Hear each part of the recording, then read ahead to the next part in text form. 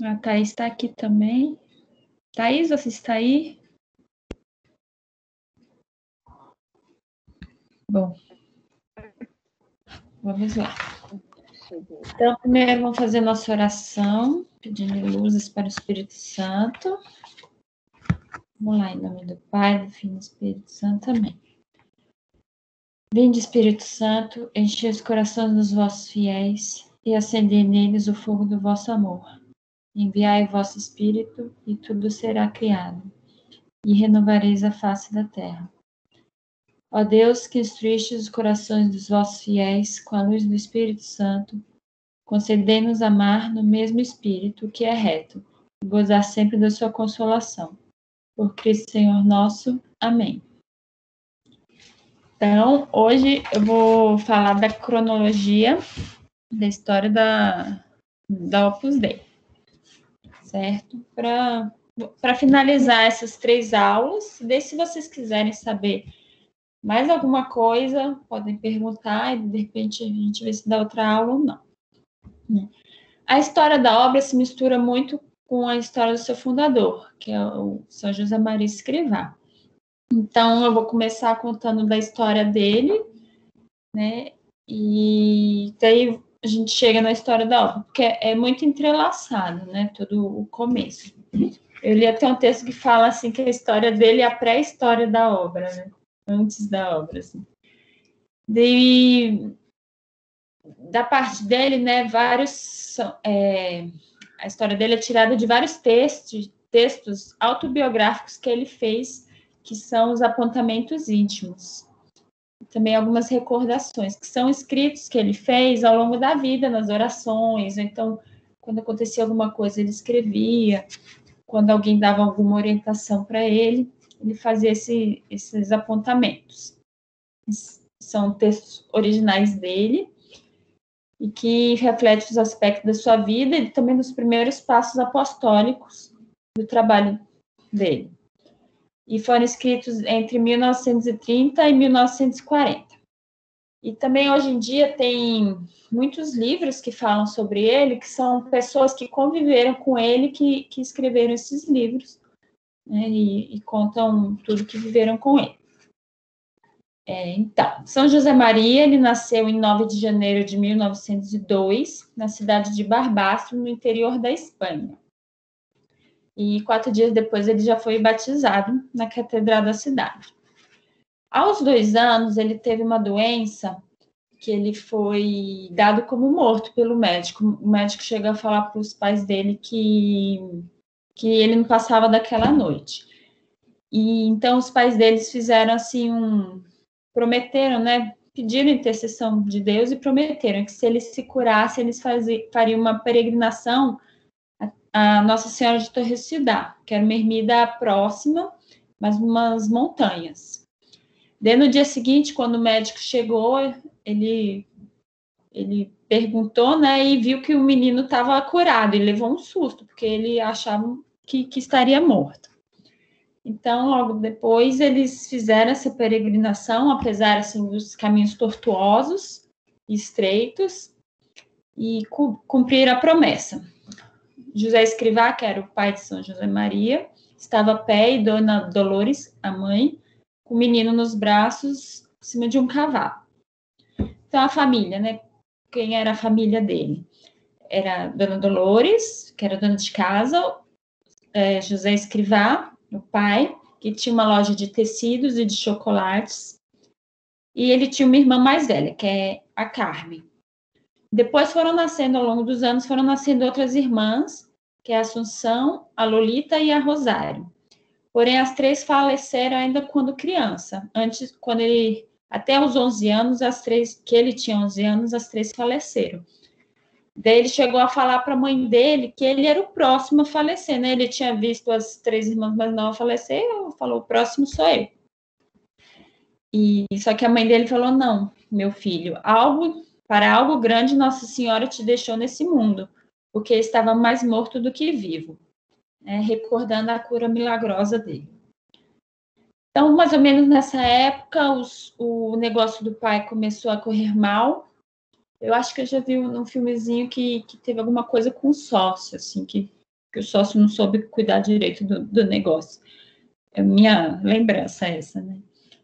E eles se mudaram para Logronho, onde, né, o pai José Escrivá encontrou trabalho. Então, foram anos difíceis para a família, né? Lidar com o falecimento das irmãs e com o negócio do pai que faliu. Daí, aos 15 anos, em um dia de inverno, José Maria saiu cedo de casa, e a neve cobria as ruas, e ele reparou, ele viu pegadas na neve, pegadas descalças na neve, e descobriu que era de um frade que caminhava descalço, fazendo um oferecimento, um sacrifício a Nosso Senhor. E ele ficou surpreendido e perguntou-se, né? Se os outros fazem tanto sacrifício por amor a Deus, não serei eu capaz de lhe dar nada? E a partir desse momento ele sentiu essa inquietação, né? O que eu posso dar a Deus? E começou a ir à missa todos os dias e a confessar-se com mais frequência. E sentia que Deus lhe chamava alguma coisa, ele sentia esse chamado, né? Mas não sabia o que era. Então, ele decidiu ser sacerdote para estar mais disponível. Apesar dele não saber o que Deus pedia dele, ele decidiu ser sacerdote para estar mais disponível. Eu peguei aqui algumas anotações dele, né, das que eu falei aqui dos apontamentos íntimos. E fez-me nascer num lar cristão, como costumam ser os do meu país, de pais exemplares que praticavam e viviam a sua fé, deixando-me liberdade muito grande desde pequeno, vigiando-me ao mesmo tempo, com atenção. Procuravam dar-me uma formação cristã. Isso, né, ele está falando da família dele. E tudo normal, tudo vulgar, e passaram os anos. Eu nunca tinha pensado em fazer-me sacerdote, nunca em dedicar-me a Deus. O problema não se punha porque julgava que isso não era para mim, mas o Senhor ia preparando as coisas, ia dando-me uma graça atrás da outra, passando por alto dos meus defeitos, e meus erros de menino e os meus erros de adolescente. Passou o tempo e vieram as primeiras manifestações do Senhor. Aquele pressentir que queria algo. Acodem ao meu pensamento tantas manifestações do amor de Deus. O Senhor foi me preparando apesar de mim, né, apesar das próprias faltas dele, com coisas inocentes das quais se valia para meter na minha alma essa inquietação divina. Por isso entendi muito bem aquele amor tão humano e tão divino de Teresa do Menino Jesus, que se comove quando nas páginas de um livro surge uma estampa com a mão ferida do Redentor. Então, assim, coisas do dia a dia, ele começou a sentir esse chamado, né? Como, por exemplo, essas pegadas na neve. Daí, quando ele foi contar ao pai que queria ser padre, diz que foi a primeira vez que ele viu seus pais chorando, pois pensava que o filho ia ser arquiteto ou advogado, né? Diz ele, né, que chorou de alegria, porque o pai era um bom cristão, mas ao mesmo tempo sentiu pena, porque sabia que a vida de um sacerdote era muito sacrificada. Então tem esse, né, o pai imaginava uma coisa para o filho, aceitava a vocação, mas sabia que ia ser algo sacrificado. Então ele fez 2 anos de seminário em Logronho e depois em Saragoça. E antes dele se ordenar, o pai dele faleceu e José Maria assim passou a ser o responsável por cuidar da família. Ele foi ordenado em 28 de março de 1925, então ele tinha 23 anos, né? E lá em Saragoça. E a primeira missa que celebrou foi pela alma do pai dele. Então era muito recente o falecimento do pai. Passou um tempo, ele foi morar em Madrid, onde começou a cuidar de alguns doentes e a dar catequese para crianças em bairros pobres da cidade. Daí, em 1928, ele fez um retiro, ele se retirou, né, na casa dos padres São Vicente de Paula, lá em Madrid mesmo.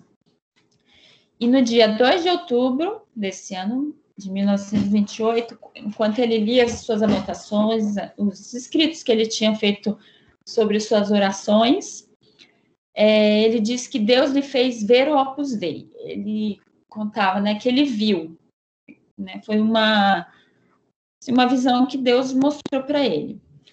Daí, isto é, pedia-lhe que lembrasse que todos os cristãos devem ser santos, seja qual for a sua profissão. Não apenas os sacerdotes têm de chegar ao céu, mas também médicos, os atletas, os professores, os estudantes, os agricultores, as donas de casa e costureiros, os astronautas. Muitas pessoas tinham esquecido que Deus os esperava no céu e na terra. Então, nesse momento, ele começou a rezar mais ainda, e eu acho que conta a história, né, que nesse momento também bateu os sinos que 2 de outubro é dia dos anjos, né, e ao mesmo tempo tocava o sino da igreja dos anjos, alguma coisa assim, né. Enfim, dele teve essa visão, né, da obra. Pôs-se a rezar e fazer muito sacrifício, e procurar pessoas que entendessem e quisessem receber a vocação. Naquela época era difícil as pessoas entenderem isso. Até um dia desses eu estava lendo um texto que o próprio Papa fala disso, né? Que hoje em dia é mais fácil as pessoas entenderem. Bom, cadê? E ele nunca se considerou fundador. Quando a gente assiste alguns vídeos dele, ele fala que ele não é fundador de nada, que é Deus que fundou. Apesar, né, a gente chama ele de fundador porque acabou que é a figura marcante, né? Quer que eu coloque no fone? Daí, um dos primeiros que começou a segui-lo... Oi, Thaís. Thaís, deixa a câmera... Eu saí um pouquinho porque a internet estava ruim, aí voltei de novo. Aí agora tá melhor. Tá. Pode deixar a câmera desligada, que eu acho que na gravação fica só eu, a não ser que você queira aparecer. Então tá. Daí no final você volta. Não, beleza. É porque você tinha pedido das outras vezes, aí eu tava deixando. Não, é melhor ficar com vocês, porque senão na hora que as meninas forem gravação, eu vou ficar vendo você também. Se você quiser aparecer, ótimo. Não, tá bom. Vou fechar, mas tô aqui. Tá. Então, um dos primeiros foi Isidoro Zorzano, que já era amigo dele na época de adolescência, e foi procurar ele, falando que estava sentindo uma inquietação, que Deus chamava para alguma coisa e tal, e o Isidoro já era engenheiro. Daí São José Maria falou, né, sobre o Opus Dei para ele, e ele fez-se da obra, ele entrou para a obra. Em 1930, no dia 14 de fevereiro, em Madrid, enquanto celebrava a missa, Deus faz ele entender, São José Maria entender, que o Opus Dei dirige-se também às mulheres. É mais ou menos assim, quando ele viu, em 2 de outubro de 1920, ele enxergou assim como trabalhar com os homens, né? Até porque ele era homem, ele lidava com homens, desde esse 1930 ele enxergou a obra para as mulheres também. E, né, enfim, ele fala que viu, né? Ele passou a entender, né? E ele é assim, ele sempre teve assim, muito cuidado para lidar com mulheres, porque ele era um homem jovem de 28 anos, né? E homens sentem atração por mulher. Então, ele sempre teve esse cuidado para não, vamos dizer, não pecar, né? Como ele para se guardar mesmo, né? Então, com aquela luz, né? Ele falava, né, que era como se a primeira luz que ele recebeu no dia 28 de outubro tivesse sido tão poderosa e tão ofuscante que, em virtude desse seu fulgor, não tivesse permitido captar outras partes da obra, e que Deus foi mostrando a eles aos poucos. Né? Vou pular só uma parte, assim, que, por exemplo, deixa eu ver.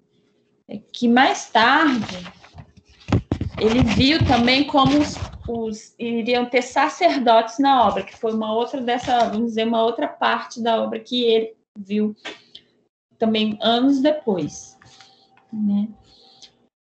Em 1933, ele abre o primeiro centro, que era a Academia Dia, DYA, que chamavam, que era Direito e Arquitetura. Davam aula era um local especialmente a estudantes de Direito e Arquitetura. Porém, esse DYA também significa Deus e, né, way em espanhol, Deus e Audácia, que era o nome do lugar, né? E logo que pôde, montou um apartamento para morar de estudantes universitários. E assim podia falar-lhes de Deus e ajudá-los a serem melhores cristãos. Nessa casa vivia também uma das primeiras pessoas da Opus Dei, que se chamava Ricardo. No princípio, além de ter que tirar boas notas, né, ele acompanhava a nota dos meninos, os meninos tinham que ocupar-se de trabalhos da casa, como fazer suas camas, limpar os quartos, lavar a louça. Procuravam fazer da melhor maneira, assim ofereciam essas coisas a Deus. Em 1936, teve... pulei uma parte aqui, que bonita. Que a primeira mulher da obra. Desculpa, gente, eu vou voltar. Que lembra que ele atendia as pessoas nos hospitais? Então, ele pedia orações e sacrifícios aos doentes. E um deles foi Maria Inácia Garcia, que sofria de tuberculose e estava muito grave. E essa é uma doença, a tuberculose é uma doença que provoca muitas dores, e ela, assim, passava por todas as dificuldades sem se queixar, e oferecia essas dores para Deus. E ela pediu admissão ao Opus Dei e viveu santamente até sua morte, né? Então, ela já estava doente quando pediu a admissão, assim, vamos dizer, a vida dela, né, foi, dentro da obra, foi oferecer essas dores a Deus. E agora, voltando, em 1936, que foi começou a Guerra Civil Espanhola, que foi uma guerra muito forte, lá, onde teve uma grande perseguição religiosa, uma das mais sangrentas da história, onde mataram, né, muitos padres, freiras, queimaram igrejas. E então, nessa situação, ele teve que interromper os projetos e a ação apostólica, tanto na Espanha como em outros países, e ele corria perigo de vida, qualquer padre corria perigo de vida. Tem até o fato que mataram uma outra pessoa parecida com ele, perto de onde a mãe dele morava, alguma coisa assim. Então, ele passou a se vestir como civil.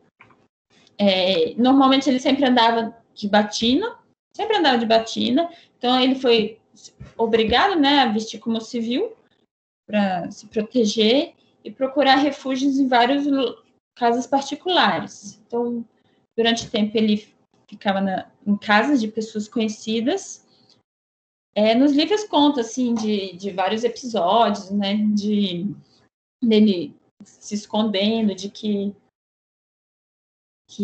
né, os milicianos entraram no lugar que ele estava escondendo, eles escondidos no sótão da casa, e não entraram onde eles estavam, eles e outras pessoas, né? Enfim, tem muitas histórias. Apesar disso, né, dos riscos, ele celebrava a missa sempre que possível e prestava assistência sacerdotal a muitas pessoas. Em outubro de 36, ele se escondeu numa clínica para doentes mentais, fingindo ser um doente mental, e ficou lá durante um tempo. Assim, o diretor da clínica sabia que não era doente e ficou lá durante um tempo.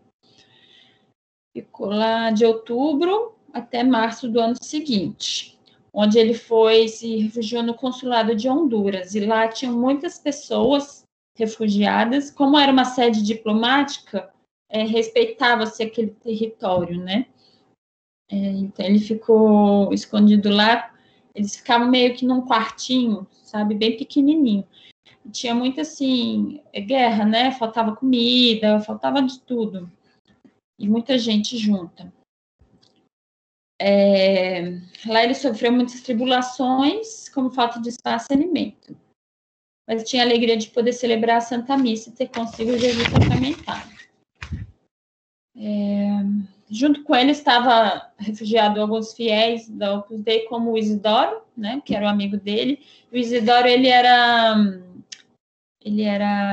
tinha documentação de argentino, então ele podia circular por Madrid e levava cartas, né?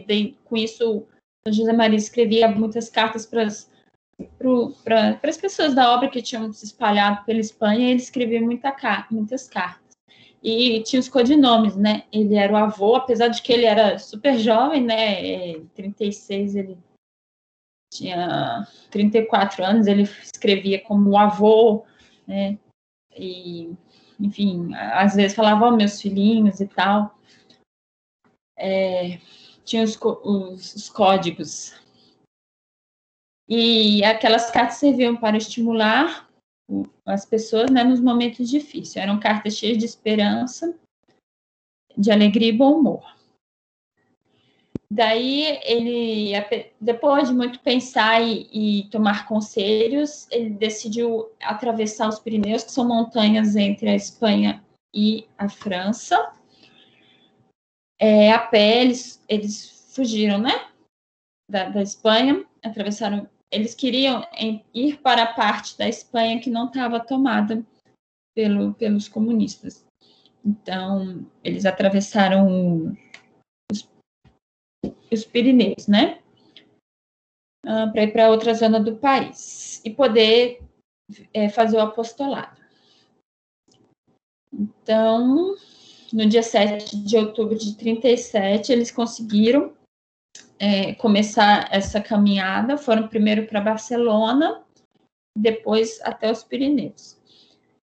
E foi uma marcha que durou, agora eu não lembro, começou em novembro e acabou dia 2 de dezembro. Durou quase um mês. Chegaram assim, passaram muitas dificuldades, nos livros contam, né, as dificuldades, os milagres que acontecem no meio do caminho.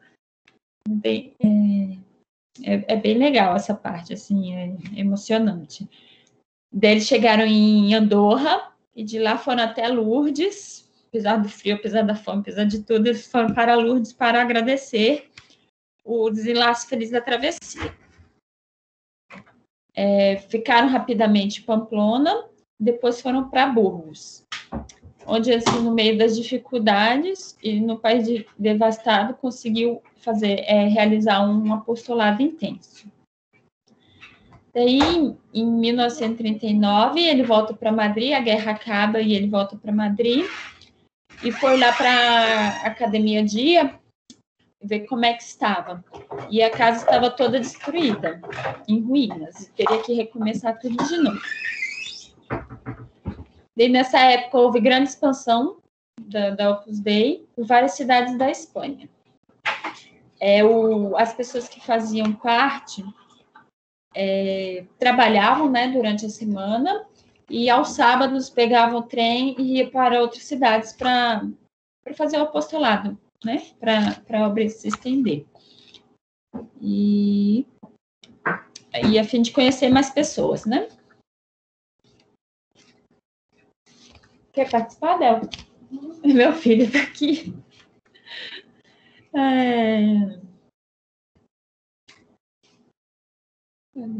Tchau, filha. Deixa a mamãe aqui. Enfim, e São José Maria sempre foi preocupado em, assim, ter uma aprovação, né, pelo diocese, pelo Papa.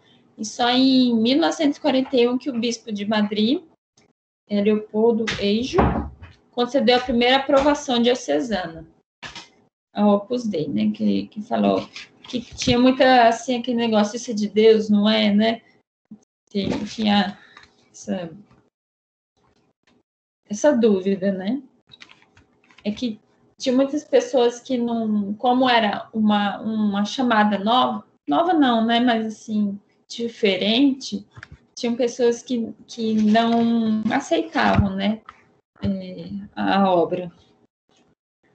Em 1943, que eu falei, né? Durante uma missa, o Senhor fez São José Maria ver a solução para os padres, para ter padres na obra, e permitiu a ordenação sacerdotal.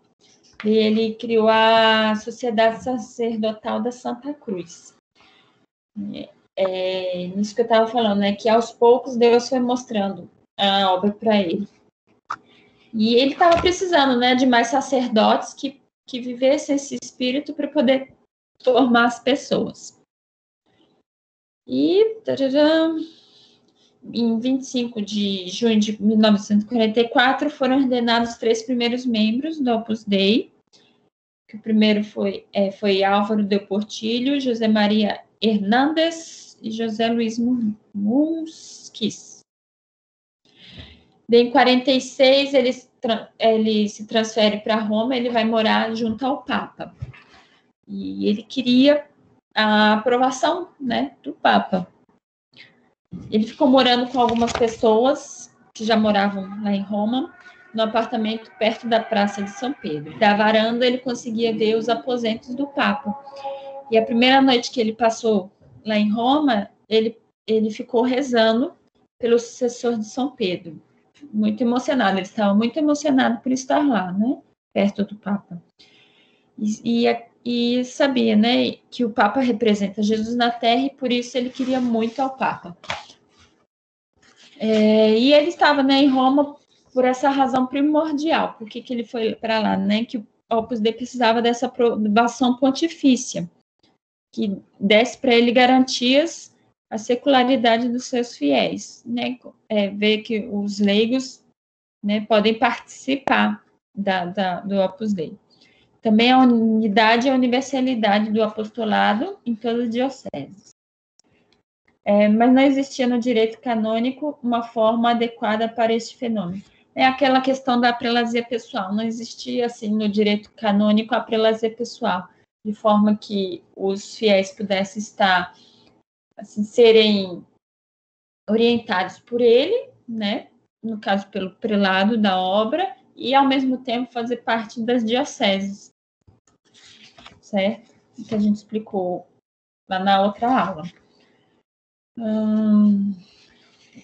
Álvaro de Portillo já tinha ido para Roma 2 vezes para tentar resolver essa questão, mas ainda não tinham conseguido resolver. Tinham falado para ele, né, que o Opus Dei tinha chegado à igreja em 100 anos de antecipação. Tipo assim, não existe isso aqui onde vocês se encaixam aí, vocês chegaram 100 anos antes.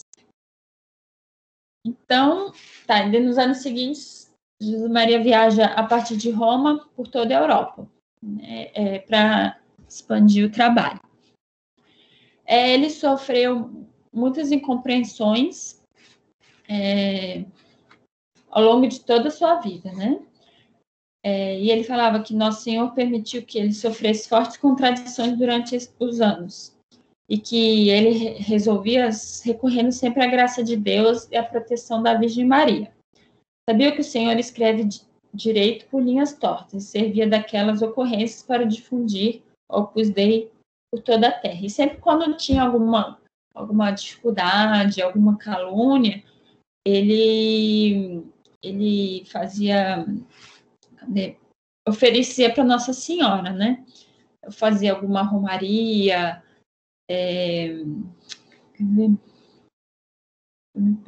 por exemplo, em agosto de 1951, ele consagrou em Loreto, ele foi até Loreto, consagrou o Opus Dei ao Docíssimo Coração de Maria, suplicando a Deus que conservasse firme e seguro o caminho do Opus Dei. Então, sempre ele fez várias romarias ao longo de toda a sua vida, né? Sempre recorrendo a Nossa Senhora. Ele aconselhava, né, que diante das incompreensões, as pessoas deviam reagir com um sentido de caridade e justiça, com amor à verdade e coração grande. Então, ele falava, né, não julgue os outros, não ofenda nem sequer com a dúvida, afogar o mal em abundância de bem. Então, quando vinha algum mal, fazer o bem, para as pessoas verem que aquilo era do bem. Semear lealdade, justiça e paz. Passar por alto das interpretações retorcidas. perdoar sempre e rapidamente, e com um sorriso nos lábios, e deixa tudo nas mãos do nosso Pai Deus. Uma vez eu li, eu não vou saber contar direito, mas uma vez, porque eu leio só ótimo de esquecer, que esse é um livro que eu li, né, a pessoa contando, que ele sempre recebia um padre idoso, né, apesar de não ter muito dinheiro, sempre recebia um padre idoso com almoço gostoso, assim, mais ou menos toda quarta-feira, né? E sempre com um sorriso no rosto, não sei o que, tal. E depois, com o passar do tempo, essa pessoa que conta o livro, ela falava, né, que descobriu que esse padre tinha sido uma pessoa que tinha caluniado muito, e apesar disso, São José Maria sempre recebeu ele, assim, depois, né, com todo amor que ele podia dar, né, e enfim, fazia o melhor almoço da semana para esse padre, né? Então é isso, perdoar e amar sempre. Em 1947, a Santa Sé concede a primeira aprovação pontífice, né? Viu, né, que a obra era algo divino, né? Era um chamado, né, divino. E em 1950, Pio XII concede uma aprovação definitiva, que permite a admissão de pessoas casadas ao Opus Dei e a descrição de sacerdotes diocesanos à Sociedade Sacerdotal da Santa Cruz. Que a Lígia explicou, né, que os sacerdotes diocesanos podem também ter a vocação para a obra, né? Então, na época foi um enquadramento jurídico necessário, porém ainda não correspondia ao que ele via que era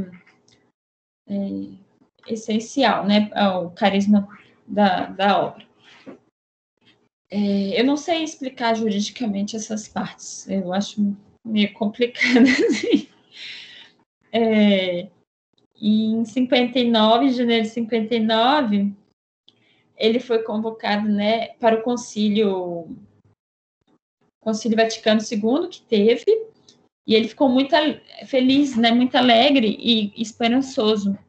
Começou a rezar e pedir orações pelo concílio. Ele falava que era o feliz êxito dessa grande iniciativa, que é o Concílio Ecumênico. Alguns membros da obra participaram ativamente dos trabalhos, entre os quais Dom Álvaro. E quando se publicaram os documentos conciliares, ele se encheu de alegria. Ele falava, né? Uma das minhas maiores alegrias foi ver como o Concílio Vaticano II proclamou com grande clareza a vocação divina do laicato, né, que o concílio fala assim, faz o chamamento universal à santidade, que ele afirma na Constituição dogmática Lumen Gentium. Todos os fiéis, seja qual for o seu estado ou situação social, são chamados à plenitude da vida cristã e à perfeição da caridade. A santidade é essa que promove na própria sociedade terrena um teor de vida mais humano. Então, né, o chamamento universal da santidade, sim, do concílio, vem desse trabalho de São José Maria ao longo do tempo, né? Então, em 69, foi feito um congresso geral do Opus Dei, com o objetivo de estudar sobre a prelazia pessoal, que era uma figura jurídica prevista no Concílio Vaticano II, né, para ver se adequava ao fenômeno do Opus Dei. Assim, ele se preocupava muito com isso para deixar as coisas corretas, né? Não falar, ele é amiguinho do Papa, então ele deixa trabalhar. Não, ele queria que tivesse tudo certinho. Cadê? Daí, de 1970 a 75, ele realizou várias viagens de catequese na Europa e na América. E nisso teve numerosos encontros, né? Não sei se vocês já viram, tem vários vídeos. Esses encontros foram gravados, chamam de tertúlia, né? São encontros com um monte de gente, que as pessoas fazem perguntas e ele responde. né? Tipo, como se estivesse num palco, como se fosse uma sala de uma casa, para dar esse ar de família, né? De lar, e ele vai respondendo as perguntas. E são encontros assim que tinham muitos homens e mulheres de mais diversos ambientes, para falar em família de múltiplos aspectos da fé, como a doutrina e a prática doutrinal de Jesus. Essas reuniões, colocava as perguntas e ele respondeu, né, que falei. Dele, em 1970, ele foi ao México, em 72 na Península Ibérica, né, na Espanha e Portugal, e essa viagem durou cerca de 2 meses, eram viagens bem longas, assim. Nessa, na Península Ibérica, durou cerca de 2 meses. Em 74, ele veio para a América do Sul. Esteve no Brasil, na Argentina, Chile, Peru, Equador e Venezuela. E foi uma viagem que durou 3 meses. Em 75, ele foi para Guatemala e na Venezuela. E em 1975, 26 de junho, ao entrar ao seu escritório, ao meio-dia, ele teve uma parada cardíaca. Morreu um pouco depois. Tinha perto uma imagem de Nossa Senhora de Guadalupe, que sempre olhava com carinho. Então, assim, ele estava, né, fazendo essas viagens e um dia sofreu uma parada no coração, né? Ele já andava cansado, ele também, assim, durante muitos anos ele teve diabetes, né? Tinha uma saúde bem debilitada por causa da diabetes. Nesse momento, né, em 75, pertencia ao Opus Dei cerca de 60 mil pessoas nos 5 continentes. Desde setembro do mesmo ano, Álvaro Del Portillo, que foi um dos 3 primeiros sacerdotes, foi eleito sucessor. E em 82, a Opus Dei foi declarada, né, como prelazia pessoal. E o Papa João Paulo II nomeou Álvaro como prelado. Então, São José Maria não chegou a ver a Opus Dei como prelazia pessoal, né? Lutou por isso, mas veio depois. E em 1992, teve a beatificação de José Maria na Praça de São Pedro de Roma. Agora, mais questões de data, mais rapidinho. Em 94, Álvaro Del Portillo falece, e poucas horas depois de ter regressado a viagem à Terra Santa. Ele viajou, um pouquinho depois que ele voltou, ele faleceu. E foi nomeado Javier Echevarria como prelado. É feito um congresso para nomear, é feito um congresso com votação e tal, sabe? Entre o pessoal que mora lá em Roma. Eu não sei direito, na verdade. Uma vez me explicaram, mas eu não lembro. Em 2002, então é bem recente, né? 2002, quase 20 anos. Um recente que já tem 20 anos, né?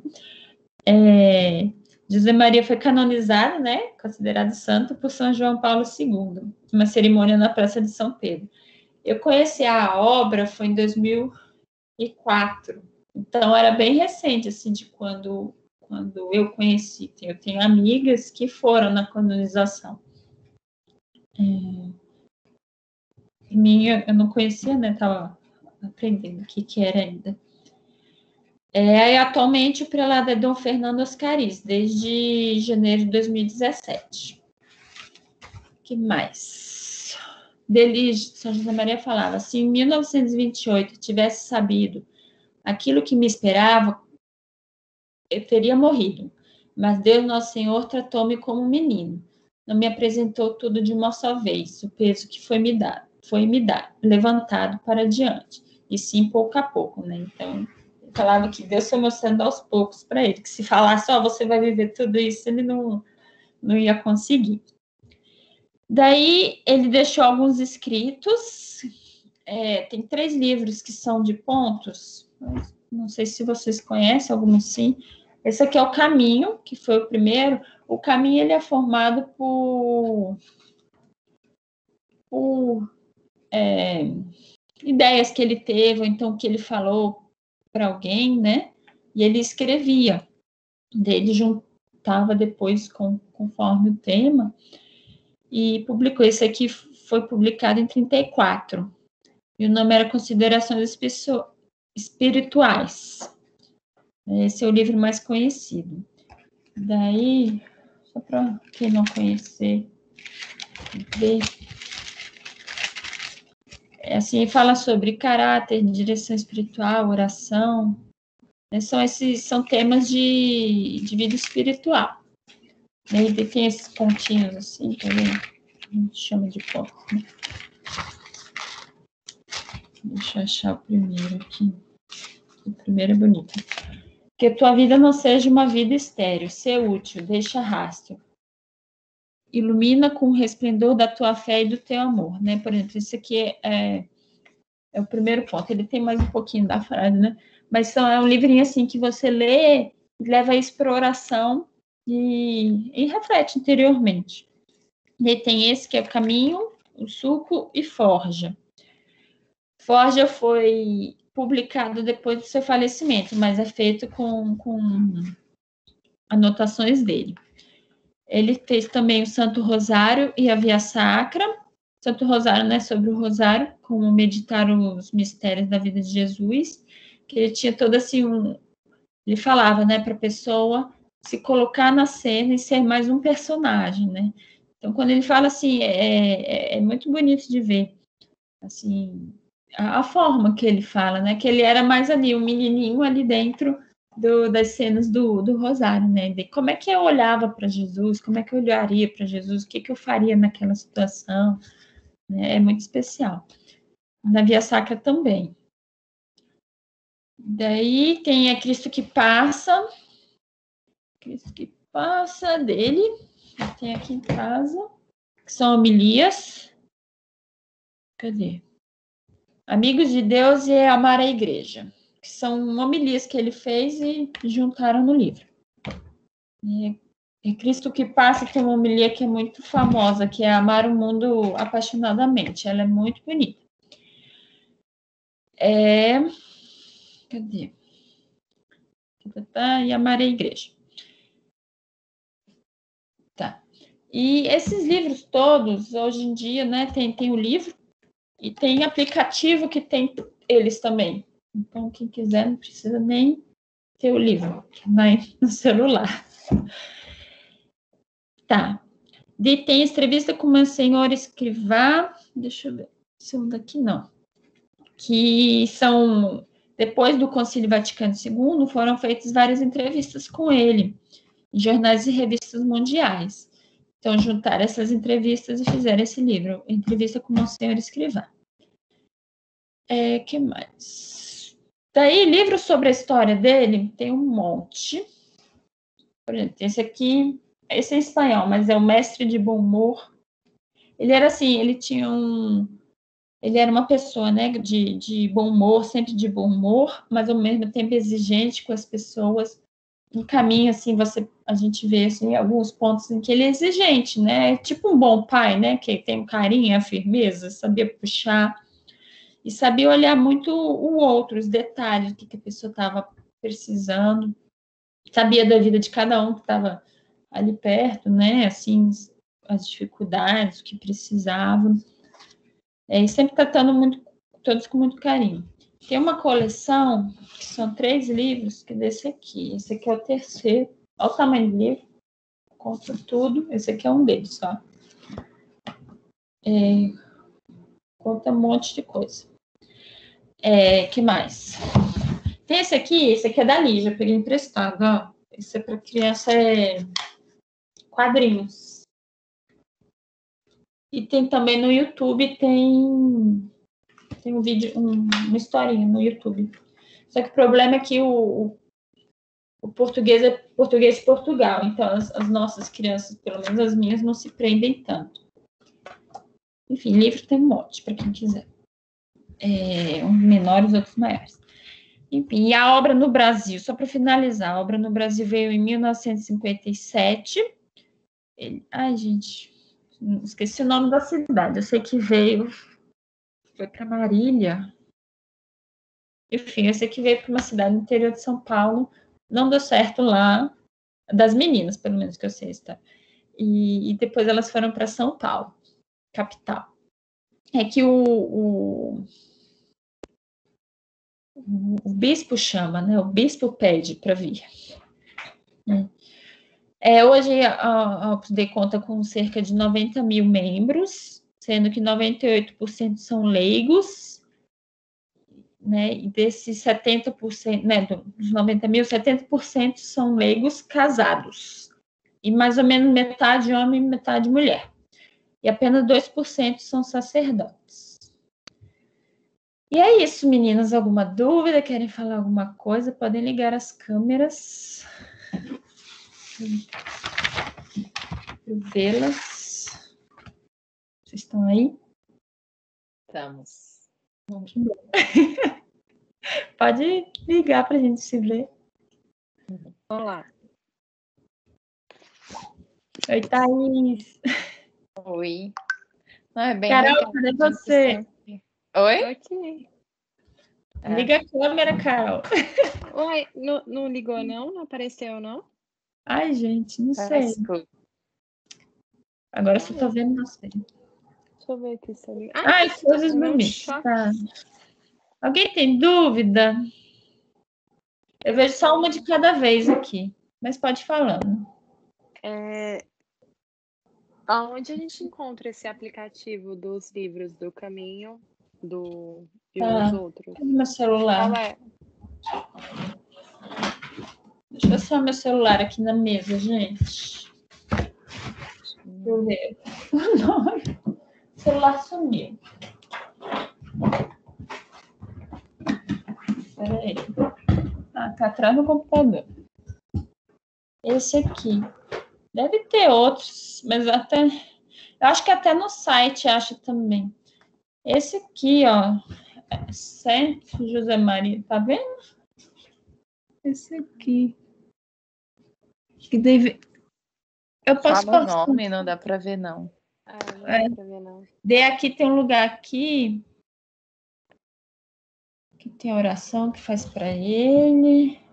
Tem um aqui. Mas o dos livros, que encontra os livros. Então, é aqui mesmo. Tem um aplicativo que daí tem os escritos, ó. Tem caminho, suco, foge. Não dá para ver, né? Tá muito claro. Peraí. Melhorou? Não, eu não consigo ver. Aqui não dá Tá. pra ver. Eu vou passar o Mas nome lá. Mas tem os escritos aqui tudo. Que daí fica à mão, né? Quando quer fazer uma oração e tal, tá à mão.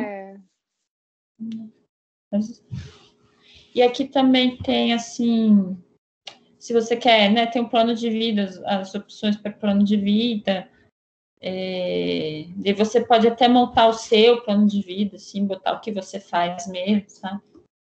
E o pessoal fica assustado que tem um negócio para botar o chequezinho, assim, mas não é que nem, tipo, cumprir, não, não. Fazer o seu melhor, sabe? Quando olha assim, ali, nossa, tudo isso. Que fazer o melhor. E é isso. Thaís, você queria falar alguma coisa? Não, eu era para falar para você colocar o nome do aplicativo. Tá, quer que eu escreva aqui, ó? Eu escrevo lá. Escreve lá no grupo. Que aí fica para todo mundo. Tá, vou colocar lá. Tá bom? Tá bom. Obrigada, viu? Obrigada. Muito legal. Enfim, assim, dele tem muita coisa, muitos livros. Tem uns livros menores, livros maiores. O primeiro que eu li foi Pegadas na Neve, sabe? Que fala do comecinho. Daí tem outros que focam, assim, na parte da guerra, né? Que é uma pessoa que conviveu... A Lígia falou desse livro, agora eu esqueci o nome. Na aula passada, que conviveu com ele aquele período, sabe? É bem legal, assim. E é sempre assim, a história da obra mesmo entrelaçada com a história dele, né? Não tem como separar. Tá bom? Beleza. Obrigada, viu? Obrigada. Muito obrigada. A Bárbara, que está aqui também. Bárbara, você está aí? Tem um nome aqui. Às vezes está escondida. Então tá, meninos, boa noite. Obrigada. Beijo. Beijo. Obrigada, boa noite. Tchau.